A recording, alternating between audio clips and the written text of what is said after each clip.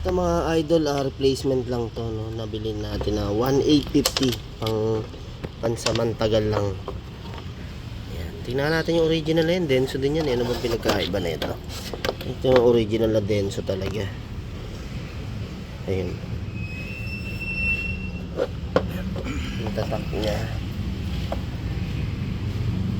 Talagang gayang-gaya, no?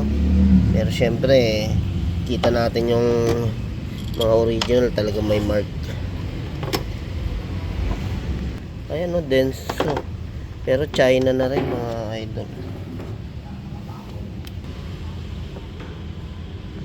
Yung mga idol, pag ganaano nyo na medyo umaangat yung temperature o lumalabas yung ating temperature na sensor, check natin yung pan natin kung malakas ang ikot bago natin sa radiator, kasi sa tinakbo na 54 pa lang talagang malinis pa yan eh.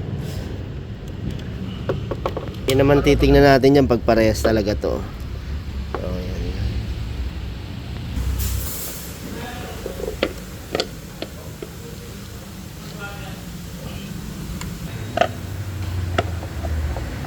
Mga ganito kasi mga idol, alanganin na rin i-repair. Delikado rin sa pwedeng magkaroon ng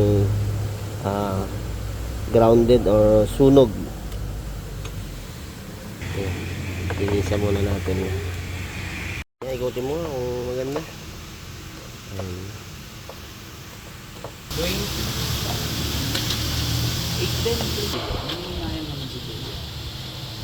Lang yung mga lock, mga naka-flip lang. I-press lang natin to para matanggal natin.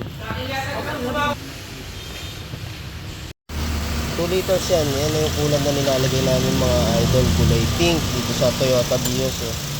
Ayan. Ilan? Huwag yung imbuso. Salat. Kita mo? Pre.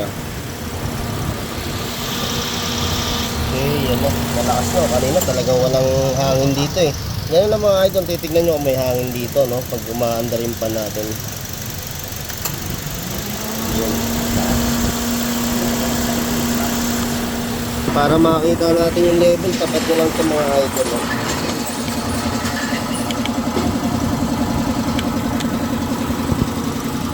Tapos check natin kung nag-automatic.